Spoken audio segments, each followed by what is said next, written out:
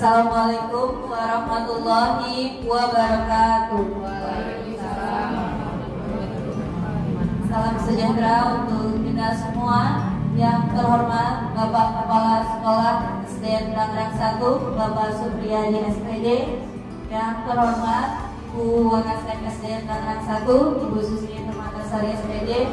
Yang saya hormati Bapak Ibu Dewan Guru beserta staf SDN Tangerang 1. Puji syukur, marilah kita panjatkan kehadiran Allah Subhanahu wa Ta'ala, Tuhan yang Maha Esa, karena berkat limpahan rahmat-Nya lah kita bisa berkumpul di tempat yang insya Allah dimuliakan oleh Allah Subhanahu wa Ta'ala. Bapak Ibu sekalian, izinkan saya membacakan susunan acara untuk hari ini. Yang pertama yaitu pembukaan, yang kedua menyanyikan lagu Indonesia Raya, yang ketiga sambutan, yang keempat materi, dan yang kelima adalah penutup. Beranjak ke acara yang pertama yaitu pembukaan, marilah kita buka acara pada hari ini basmalah bersama-sama. Bismillahirrahmanirrahim. Acara yang kedua yaitu menyanyikan lagu Indonesia Raya. Hadirin dimohon untuk berdiri.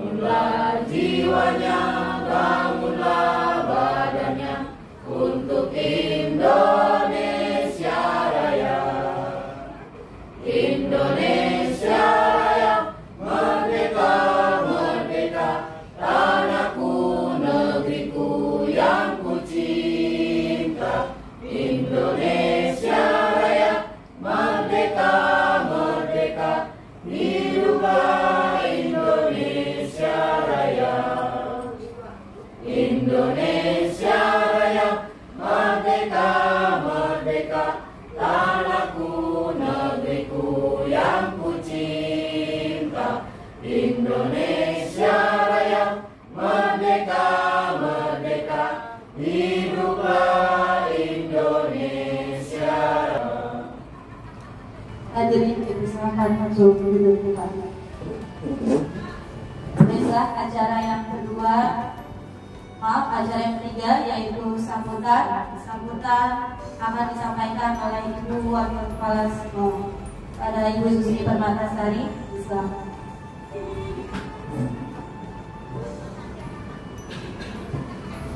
Assalamualaikum warahmatullahi wabarakatuh. Waalaikumsalam warahmatullahi wabarakatuh.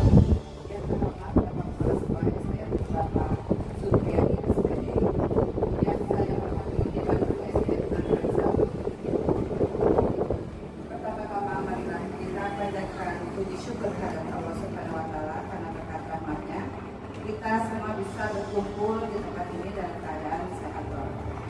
Salawat serta salam tak lupa kita serukan kepada junjungan kita Nabi besar Nabi Muhammad Sallallahu Alaihi Wasallam beserta sahabat-sahabatnya yang tidak ada. Bapak Ibu sekalian, pada kesempatan kali ini kita berbahagia ya, berbangga hati karena di antara kita ini sudah yang ketiganya ya, guru kita terpanggil sebagai calon guru penggerak. Dan untuk hari ini kita Komariah SPD akan akan menyampaikan aksi nyatanya, yaitu memberikan diseminasi atau pengibasan kepada kita semua. Mudah-mudahan ilmu yang didapat pada CGP ini bisa disalurkan, bisa diimbaskan kepada kita semuanya. Mudah-mudahan ilmu yang didapat hari ini kita bisa terapkan bisa kita terapkan pada pembelajaran menghadapi anak-anak di kelas.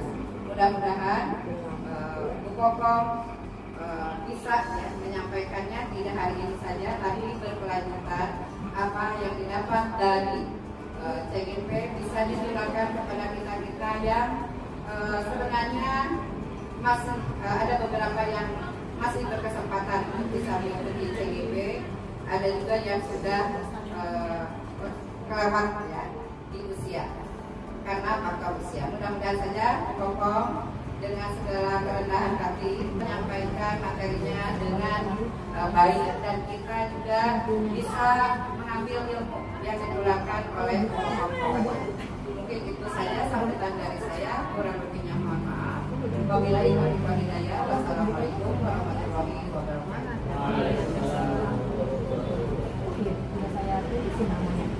Terima kasih kepada Ibu Susi Makassari atas sambutannya.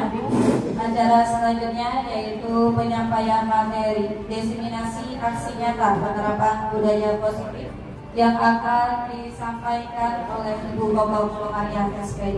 Waktu dan tempat silakan.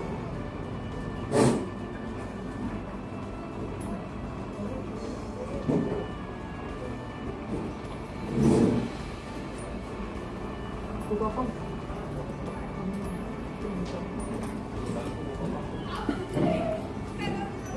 Terima kasih kamu. Yang ini buat dia. Nih, yang buku ya, yang ini bukunya. Assalamualaikum warahmatullahi wabarakatuh. Waalaikumsalam warahmatullahi wabarakatuh. Alhamdulillah, pada hari ini saya berkesempatan untuk menyampaikan atau memberikan diseminasi aksi nyata tentang budaya positif. Bapak Ibu, pada hari ini dimohon dan saya ucapkan waktunya kita berdiskusi bersama.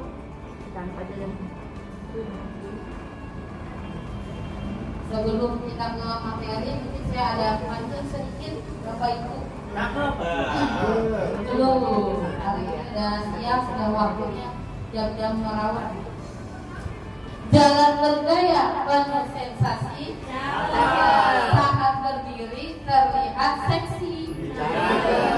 Izinkan saya sampaikan presentasi, semoga menjadi bahan diskusi.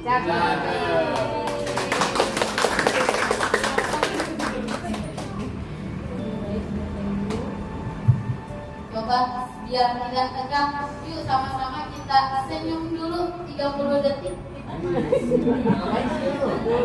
Yuk senyum dulu Bapak Ibu biar tidak tegang. Daripada dilihatin senyumnya. Saya yang tegang ya. Tapi bagus kan? Oh, biar berbagi kebaikan ya. Bagus tegang ya. Apa yang tegang? Bukannya. Baik Bapak Ibu, pada kesempatan ini saya akan menyampaikan tentang konsep inti budaya positif. Jadi ada 8 budaya positif. Yaitu yang pertama tentang perubahan paradigma positif, lalu disiplin positif, nilai-nilai kebajikan, kebutuhan dasar manusia, lalu motivasi perilaku manusia, posisi kontrol guru, keyakinan kelas, dan ketiga restitusi. Jadi Bapak Ibu pada hari ini insya Allah kita akan berdiskusi dan saya akan menyampaikan ke-8 poin tersebut.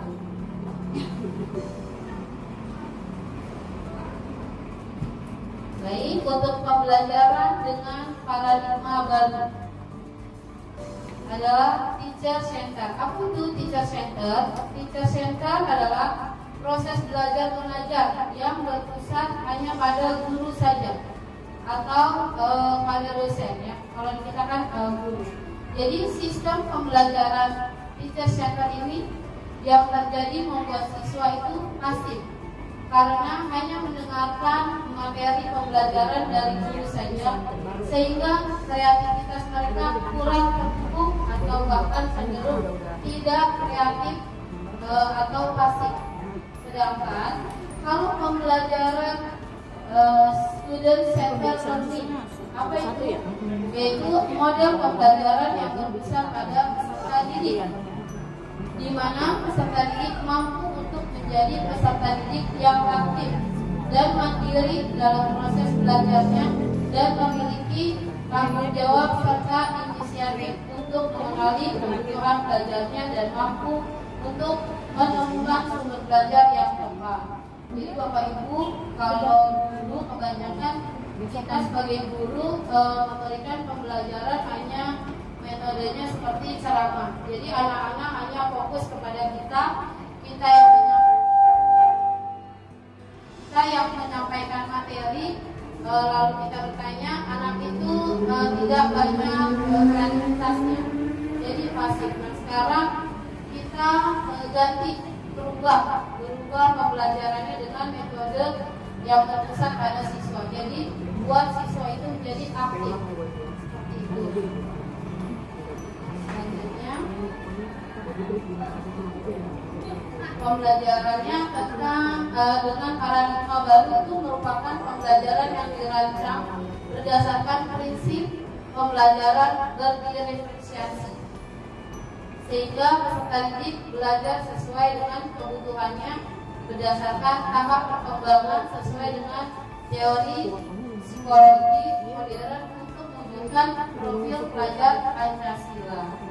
Nah di sini ya Bapak Ibu sudah tidak asing lagi dengan profil pelajar Pancasila. Ada apa saja itu Bapak Ibu? Yang pertama, beriman dan bertakwa. Ya, beriman dan bertakwa.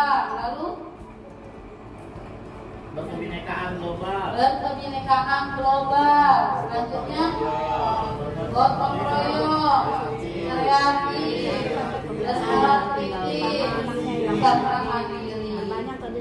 Ada berapa ini Bapak Ibu?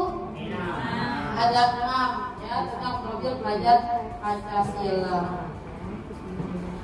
Ini adalah miskonsepsi tentang teori kontrol. Jadi di sini adalah ilusi guru di mana yang kontrol siswanya atau kontrol muridnya. Jadi dia di bawah tekanan ya Bapak Ibu. Ini adalah ilustrinya.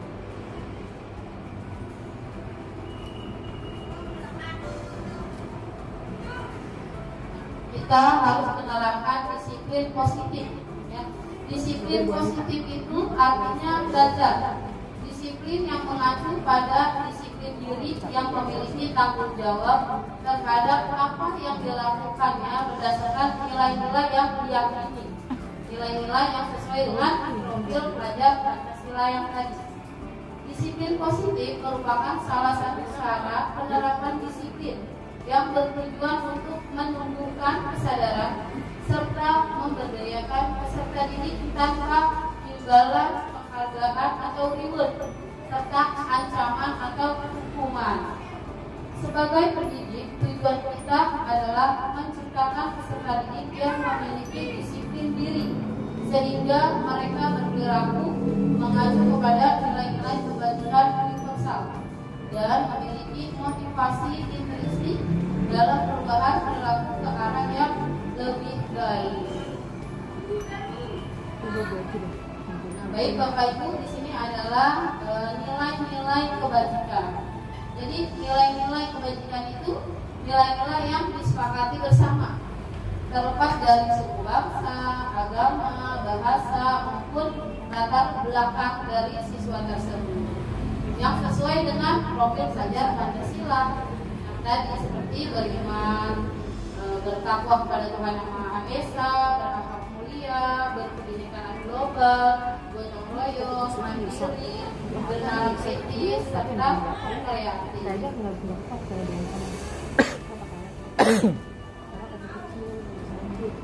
adalah kebutuhan dasar manusia. Apa sih kebutuhan dasar manusia? Yaitu segala sesuatu yang dibutuhkan oleh manusia untuk mempertahankan keseimbangan kondisi psikologis dan psikologis yang bertujuan untuk mempertahankan kehidupan dan kesehatannya.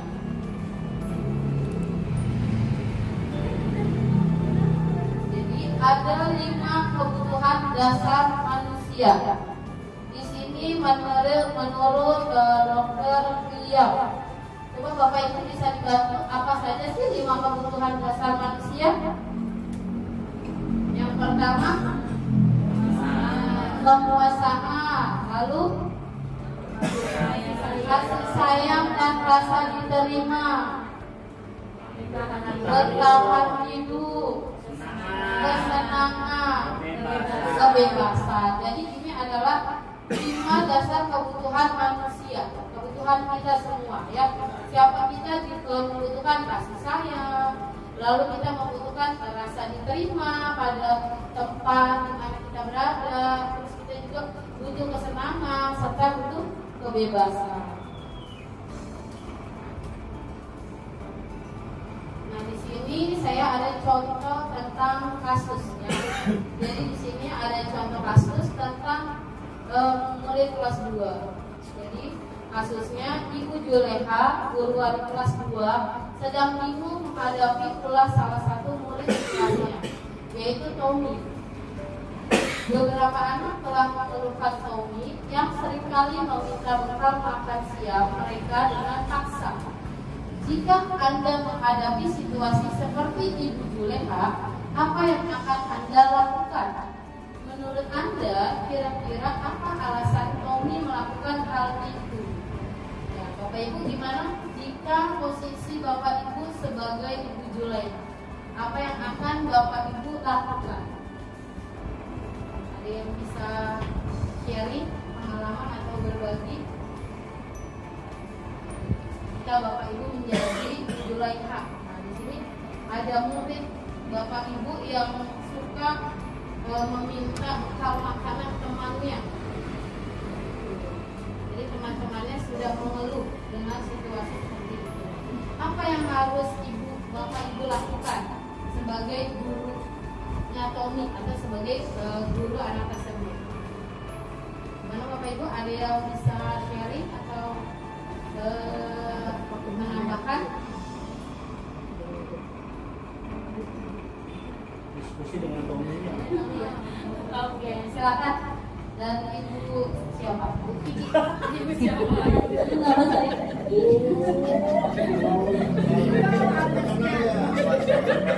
Biar kenalan dulu, biar semua kenal. Silakan. Kenalkan Bapak Ibu, nama saya Ibu Kiki, guru kelas 1K. Mungkin dari kasus ini saya akan melakukan restitusi ya.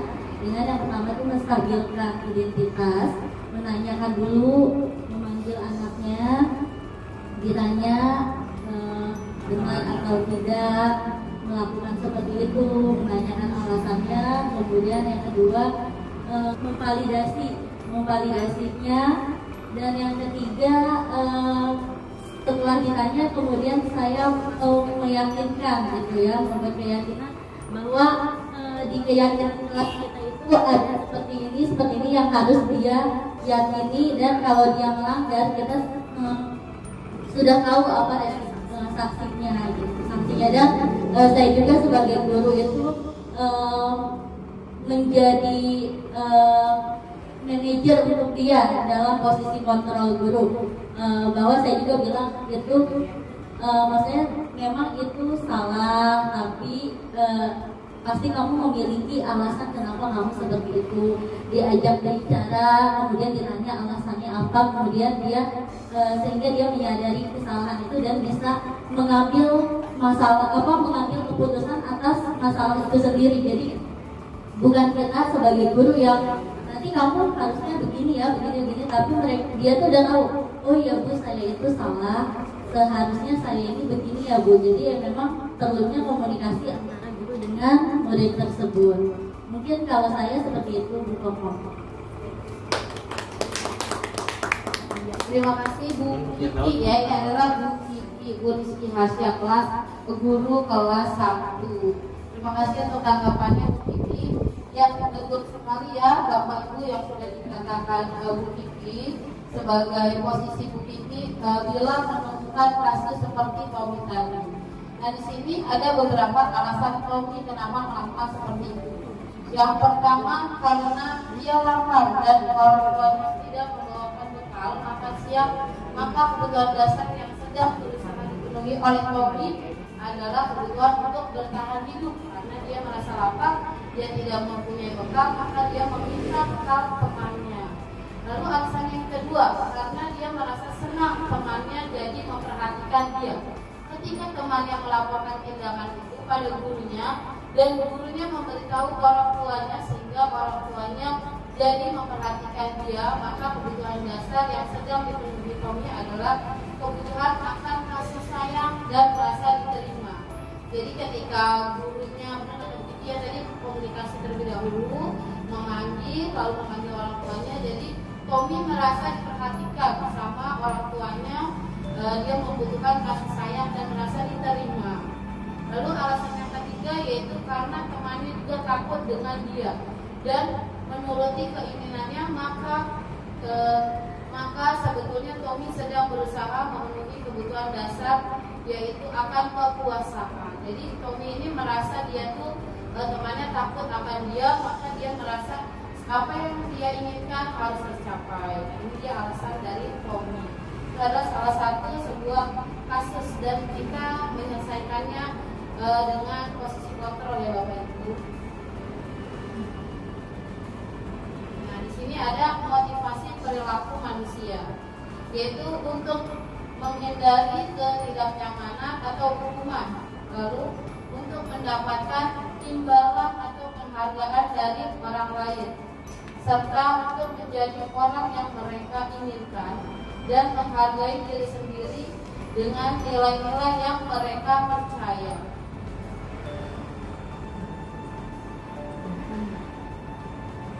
Di sini teori motivasi perilaku manusia ada 3 nih Bapak Ibu. Yang pertama untuk menghindari ketidaknyamanan atau hukuman, apa yang akan terjadi apabila saya tidak melakukannya. Lalu untuk mendapatkan imbalan dari orang lain, apa yang akan saya dapatkan apabila saya melakukannya. Serta untuk menghargai diri sendiri, saya akan menjadi orang yang seperti apa bila saya melakukannya. Ini adalah beberapa teori motivasi perilaku pada manusia. Nah, di sini merdeka. Merdeka menurut Ki Hajar Dewantara, yaitu merdeka artinya tidak hanya terlepas dari perintah, akan tetapi juga cakap buat memerintah diri sendiri. Jadi sebelum kita sebagai guru memerintahkan kepada murid, jadi kita harus bisa menguasai diri kita sendiri.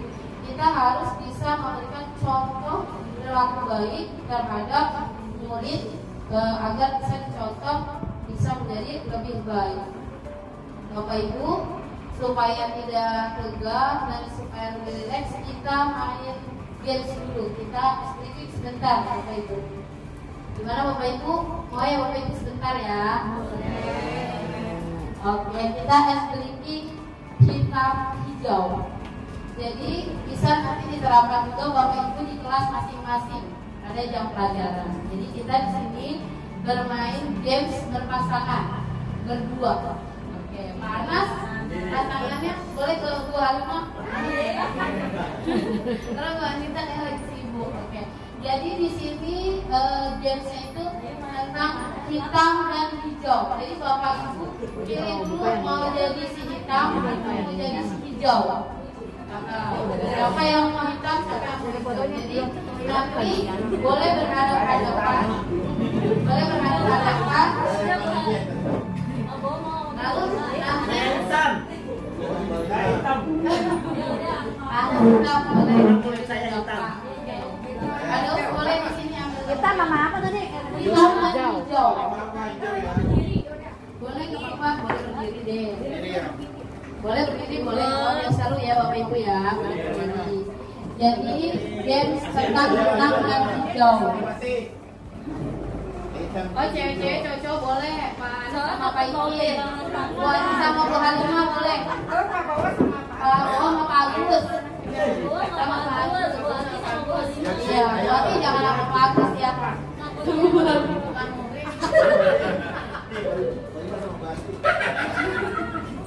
Oke, sekarang pertama peraturannya Bapak dan Ibu pilih mau jadi hitam atau mau jadi hijau.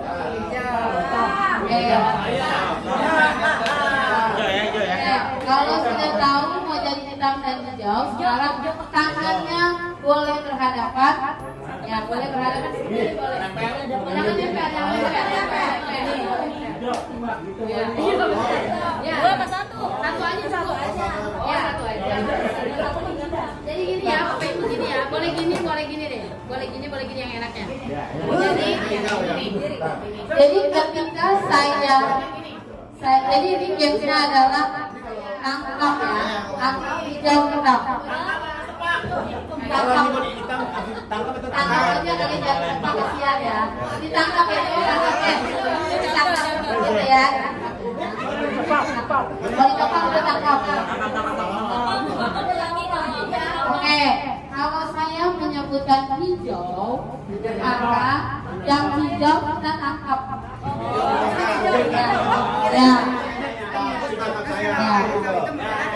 Ya. Tapi kalau misalkan yang hitamnya bengong, yang hijaunya boleh menangkap, berarti dia yang kalah. Kayak gitu ya, misalkan yang fokus, jadi ini melatih untuk kita. Boleh. Ya. Kalau saya menyebutkan yang hitam, berarti yang hitam yang ditangkap. Gitu ya. Kalau misalkan yang hitamnya lebih sigap, kita pakai hijau. Gitu. Oke, siap ya? Konsentrasi ya. Ya, siap. 1, 2, 3. Tangkap hijau.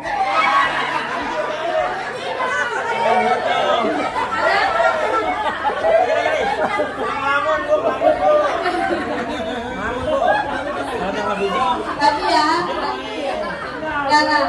tangkap hijau.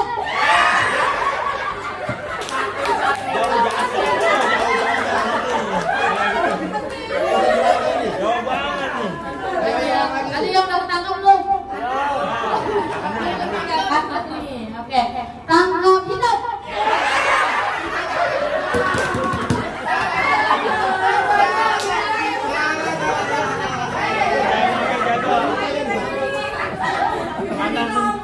Mencuri jangan nih, ditangkap. Oke, sekali lagi ya, sekali lagi. Oke, lanjut ya. Tangkap hijau.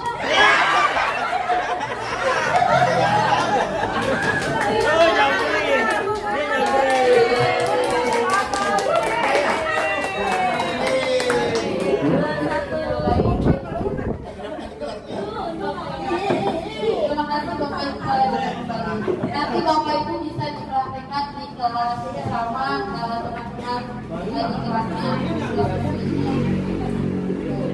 Karena untuk melatih fokus juga. Kalau yang ngomong pasti ketangkap terus.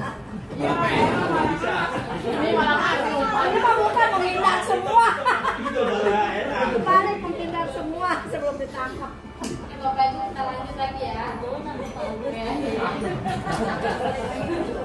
Bukan nangkap menghindar Oke, semua. baik, alhamdulillah sudah ini lagi semangat lagi. Sekarang kita lanjut lagi. Boleh sambil makan Bapak Ibu.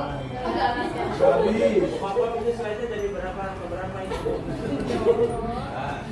Oke, kita lanjut ya Bapak Ibu. Di sini ada konsep disiplin dengan identifikasi yang salah, ya, identitas yang gagal, yaitu tentang hukuman dan penghargaan. Jadi kita tidak boleh menghukum murid, karena kalau kita menghukum murid, kita akan menyakitinya, tidak nyaman, membuat murid takut, terus memaksa murid menyembunyikan kesalahan, serta murid menjadi rendah hati ketika kita selalu memberikan hukuman pada murid. Nah, lalu penghargaan juga itu identitas yang gagal atau yang salah. Kenapa? Karena menghargai juga tidak efektif, serta merusak hubungan atau sifat iri, serta mematikan kreativitas, menghukum dengan sistem ranking, merampas hak menghargai dirinya. Jadi menghargai juga mungkin kepada sekarang udah tidak mencantumkan ranking ya Bapak Ibu ya, karena kalau kita mencantumkan ranking juga itu membuat kecemburuan terhadap siswa, karena semua siswa itu kan sesuai dengan kemampuan dan pengetahuannya masing-masing. Seperti itu. Nah, ini adalah konsep disiplin yang benar atau yang sesuai. Konsekuensi, jadi bukan hukuman, itu konsekuensi. Yaitu penguatan jangka pendek, lalu perlu monitoring berkelanjutan, serta memberikan stimulus atau respon, serta murid menghormati peraturan dan kehilangan waktu untuk merenungi kesalahannya. Jadi bila kita memberikan konsekuensi kepada murid, murid itu akan lebih menghormati peraturan dan lebih disiplin.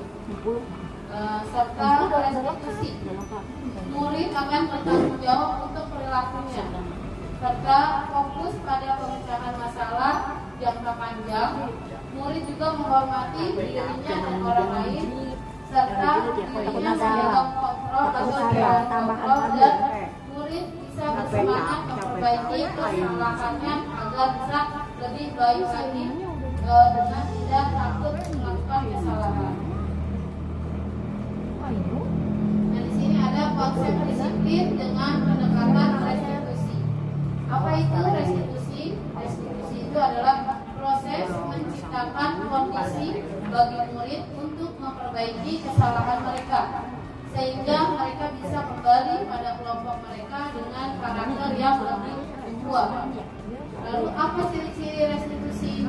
Yaitu diantaranya bukan untuk menebus kesalahan, namun untuk belajar dari kesalahan, serta memperbaiki hubungan, serta tawaran, bukan paksaan. Restitusi menuntut untuk melihat ke dalam diri. Restitusi juga mencari kebutuhan dasar yang mendasari tindakan, serta restitusi diri adalah cara yang paling baik. Fokus pada karakter bukan tindakan, serta fokus pada solusi, serta mengembalikan murid yang berbuat salah pada kelompoknya. Jadi kita tidak menuntut pada murid. Nah, di sini ada perbedaan kasusnya siswa yang sering tidak mengerjakan PR. Mungkin di kelas Bapak Ibu banyak mengalami kasus tersebut. Kalau hukuman, guru menghukum siswa tersebut hormat bendera selama 10 menit, atau guru marah dan murid takut, ini adalah tindakan yang salah, tindakan yang membuat murid itu takut. Jadi kita harus meninggalkan hukuman ini. Sedangkan kita rubah menjadi konsekuensi, ya. Guru memberikan konsekuensi untuk mengerjakan PR-nya saat istirahat atau dikerjakan sebanyak 3 kali lipat. Guru tegas dan siswa menghormati peraturan. Jadi kita memberikan konsekuensi kepada murid agar murid tidak melakukan hal tersebut. Untuk restitusinya, guru menanyakan keyakinan kelas atau dirinya dan membantu siswa menyelesaikan masalahnya. Guru terbuka dan siswa menghormati dirinya dan orang lain. Jadi kita harus menanyakan dulu kenapa dia tidak mengerjakan PR. Jangan kita langsung memberikan hukuman tanpa kita tahu alasan dan sebab kenapa siswa tersebut tidak mengerjakan PR. Jadi kasih siswa tersebut ruang untuk bercerita atau berdiskusi kepada kita.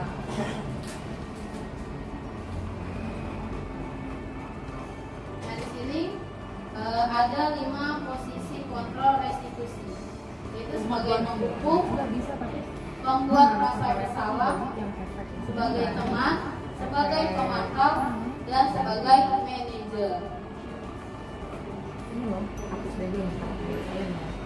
Di sini adalah contoh penerapan 5 posisi kontrol. Contoh kasus yang saya ambil, siswa tidak mengenakan atribut lengkap pada saat upacara bendera, karena kita juga di sekolah masih banyak setiap hari Senin siswa kita kurang lengkap dalam menggunakan atribut. Hukuman atau penghukum: patuhi aturan sekolah lalu berdiri di depan barisan. Kalau sebagai pemantau kamu sudah melanggar, apa peraturan dan konsekuensinya? Jadi kita bertanya pada murid pemantau. Kalau kita sebagai teman kepada murid, kita melakukan berdiskusi atau tanyakan kepada siswa tersebut. Ayolah yang tertib, buat guru bangga. Kali ini tidak apa-apa, apa salah. Jadi kita memposisikan guru sebagai teman. Dan posisi kontrol yang selanjutnya adalah pembuat rasa bersalah. Itu berapa kali bu guru harus memberitahu kamu, bu guru kecewa sama kamu. Jadi di sini seolah-olah kita membuat siswa itu bersalah, ya, membuat rasa bersalah. Dan yang terakhir adalah manajer. Apakah kamu tahu kesalahan kamu? Itu kita tanyakan kepada siswanya.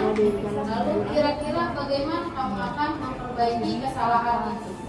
Dari 5 posisi kontrol, kira-kira jika Bapak Ibu menjadi atau mendapatkan posisi tersebut, apa yang akan Bapak Ibu terapkan? Kira-kira dari 5 posisi kontrol tersebut, mana Bapak Ibu kira-kira? Bila ada siswa yang saat upacara tidak lengkap menggunakan atribut, kira-kira posisi kontrol manakah yang akan Bapak Ibu ambil atau terapkan? Manajer. Nah, sebagai manajer, kenapa tuh sebagai manajer begini? Maksudnya kalau dari sekian 5 posisi kontrol ini, sebisa mungkin ya guru bisa menjadi manajer. Jadi masa yang tadi udah kasus tadi anak itu, ya terusnya kita menanyakan dulu alasannya, kemudian kita menanyakan juga keyakinan kelasnya, sampai dia tuh tahu kesalahan dia apa dan bisa mengambil solusi atas kesalahan dia tadi. Itu ya Bapak Ibu. Jadi kita jangan langsung menghukum atau memberikan hukuman secara sepihak tanpa kita tahu kenapa dia bisa tidak lengkap atau kenapa dia bisa melakukan kesalahan. Terima kasih Bu Kiki. Kasih tangan dulu dong. Bapak Ibu jangan begini terus. Yang selanjutnya yaitu tentang keyakinan kelas. Ya, Bapak Ibu juga pasti sudah membuat kesepakatan kelas yang diubah menjadi keyakinan kelas. Karena kita meyakini secara keseluruhan atau bersama, ya. Mengapa keyakinan kelas? Mengapa tidak peraturan kelas saja? Di sini ada 2 jawabannya. Mengapa kita memiliki peraturan tentang penggunaan helm pada saat mengendarai kendaraan roda 2 atau motor? Lalu mengapa kita memiliki peraturan tentang penggunaan masker dan mencuci tangan setiap saat? Nah, di sini sama seperti kenapa sih harus keyakinan kelas? Kenapa tidak peraturan kelas saja? Di sini ada contoh 2 pertanyaan yang sama. Mengapa kita harus menggunakan helm pada saat mengendarai motor? Mengapa kita harus memakai masker dan mencuci tangan setiap saat? Itu hampir sama penjelasannya. Nah, di sini bagaimana pembentukan keyakinan kelas? Pembentukannya seperti yang sudah Bapak Ibu praktekkan di kelas masing-masing, lebih abstrak daripada peraturan. Karena kita menyepakatinya secara bersama, ya. Berupa pernyataan universal atau pernyataan sekelas, dibuat dalam bentuk yang positif, serta sedikit saja biar mudah diingat. Dapat diterapkan di kelas, bersedia meninjau kembali keyakinan kelas dari waktu ke waktu. Dan semua warga kelas hendaknya ikut berkontribusi dalam pembuatan keyakinan kelas. Jadi keyakinan kelas yang sudah dibuat kita harus menyepakatinya sekelas. Tidak hanya 1-2 murid saja yang bersuara, tapi seluruhnya kita harus memberikan kesempatan kepada para siswa. Prosesnya seperti Bapak Ibu juga sudah tidak asing karena sepertinya sudah membuat semua. Yang pertama seperti biasa kita berdiskusi dulu tentang peraturan apa saja yang akan kita sepakati, apa saja yang akan kita yakini di kelas. Setelah itu kita menyusunnya menjadi sebuah keyakinan dan menerapkan keyakinan di kelas setelah kita susun. Nah, ini adalah keyakinan kelas yang saya buat ketika saya mengajar di kelas 2. Ini adalah keyakinan kelas yang telah saya buat bersama anak-anak saya di kelas. Boleh main enggak? Iya, cover terpisah saya berpindah. Selanjutnya yaitu segitiga restitusi. Apa itu segitiga restitusi? Itu tentang menstabilkan identitas. Kita semua akan melakukan hal terbaik yang bisa kita lakukan, serta memvalidasi tindakan yang salah. Semua perilaku memiliki alasan. Kenapa menanyakan keyakinan? Kita semua memiliki motivasi internal.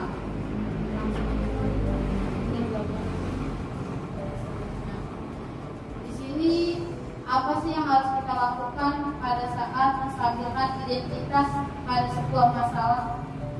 Yang pertama itu kita berbuat salah satu hal yang manusiawi.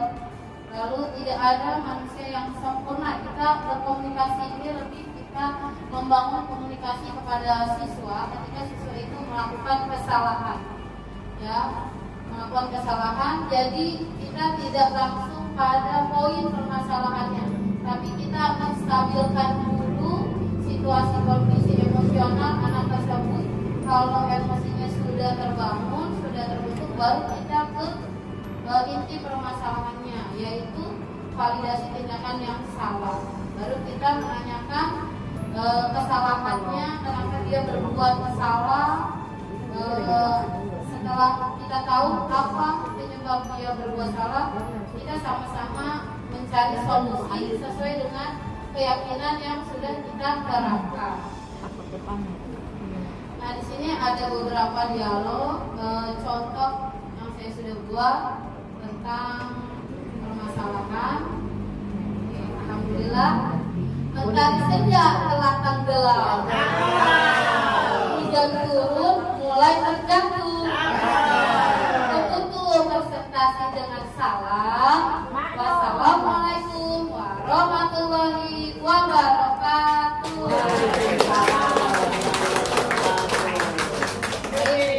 Bapak Ibu, barangkali ada yang mau ditambahkan atau ada yang mau menambahkan?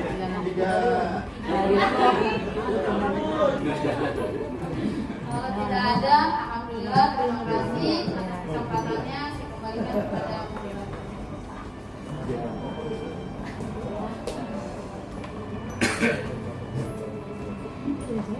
Terima kasih kepada Ibu Ngomong yang telah menyampaikan diseminasi aksi nyata penerapan budaya positif. Semoga apa yang sudah disampaikan oleh Ibu Ngomong bisa kita terapkan di kelas kita sebagai proses mengajar di kelas.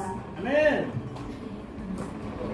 Baik, selanjutnya acara demi acara telah selesai. Kita masuk ke acara yang terakhir, yaitu penutup. Marilah kita tutup acara ini dengan pembacaan hamdalah. Alhamdulillah. Saya mohon maaf selaku moderator. Wabillahi taufiq wal hidayah. Wassalamualaikum warahmatullahi wabarakatuh. Waalaikumsalam.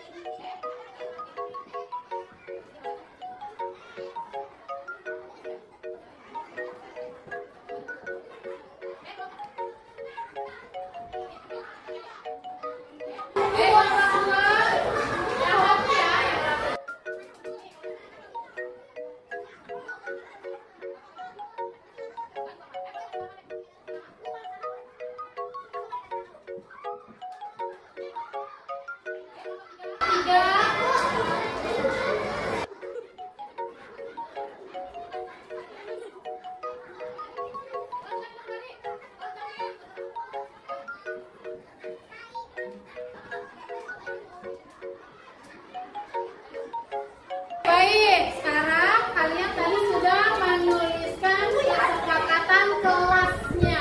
Sekarang coba Ibu baca ya. Kita akan merubah kalimat yang awalnya negatif menjadi kalimat positif.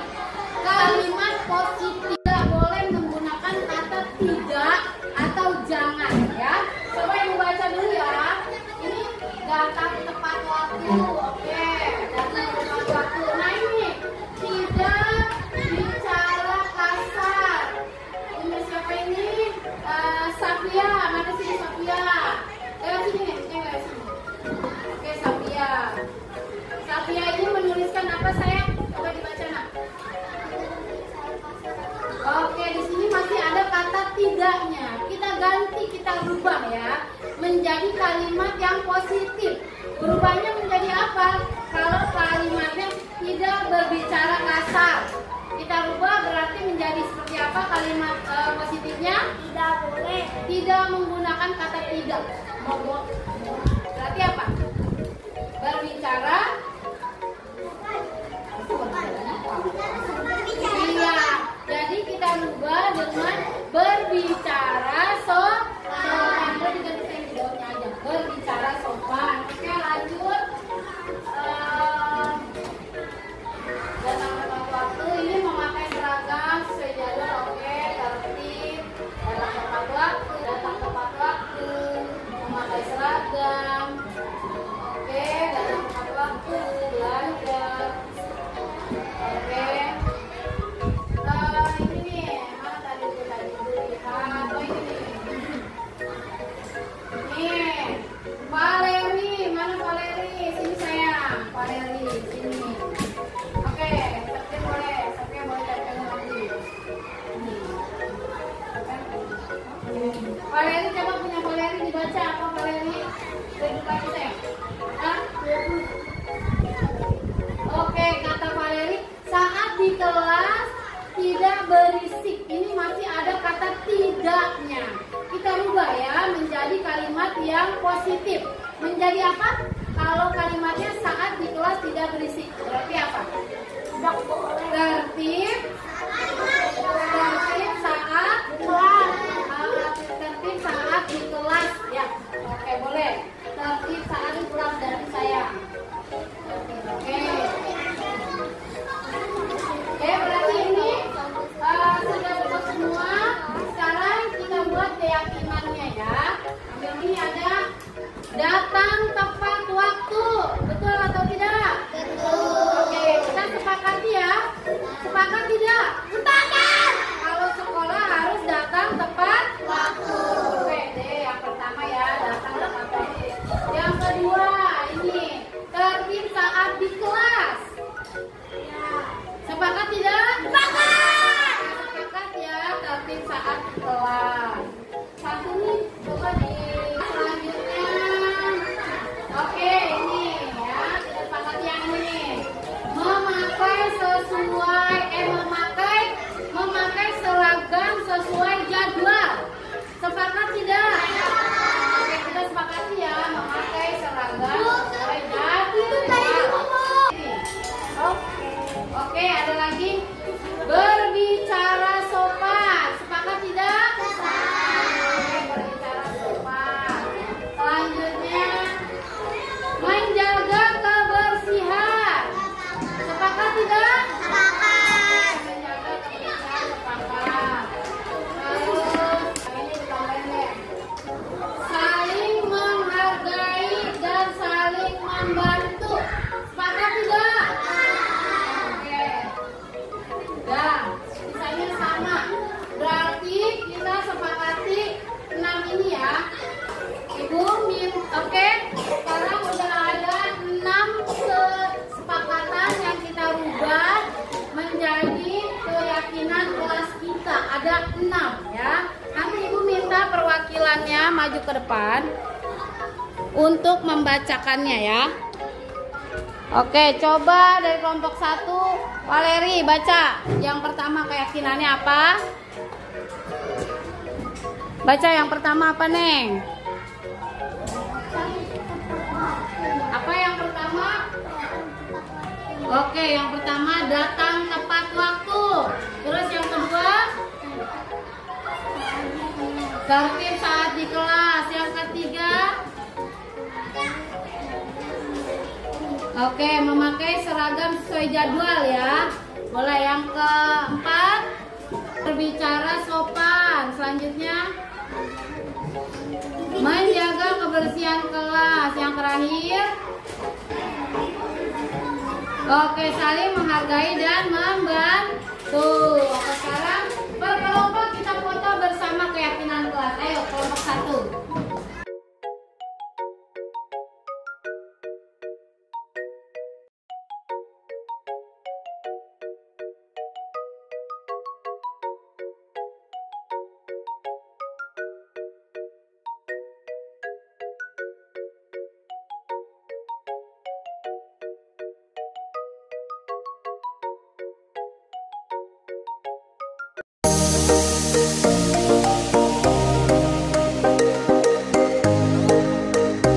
Assalamualaikum warahmatullahi wabarakatuh. Perkenalkan, saya Ani Yuliasi, guru kelas 5 SDN Tangerang 1. Saya merupakan rekan sejawat dari CGP Kokom Komariah SPD. Setelah saya menyimak video pemaparan mengenai budaya positif yang disampaikan Ibu Kokom, sangat menarik sekali, terutama berkaitan dengan dimensi budaya positif. Jadi saya mengetahui 5 kontrol sebagai guru. Yang pertama sebagai penghukum, kemudian pembuat rasa bersalah, kemudian pemantau, teman, dan manajer. Semangat terus ya Bu Kokom untuk CGP-nya, semoga sukses selalu. Wassalamualaikum warahmatullahi wabarakatuh. Halo, selamat pagi. Saya Ibu Kanes dari SDN Tangerang 1. Saya mengajar di kelas 2B. Setelah saya menyimak pemaparan dari Bu Kokom yang berkaitan dengan dimensi budaya positif, saya menjadi mengetahui tentang posisi kontrol guru sebagai manajer, di mana kita sebagai guru harus tahu mengenai segitiga restitusi, di mana segitiga restitusi itu ada 3 tahapan dalam menyelesaikan sebuah permasalahan. Yang pertama yaitu ada menstabilkan identitas, yang kedua memvalidasi tindakan yang salah, dan yang ketiga menanyakan keyakinan kelas. Alhamdulillah demikian saya sampaikan. Saya ucapkan terima kasih dan semangat Bu Kokom.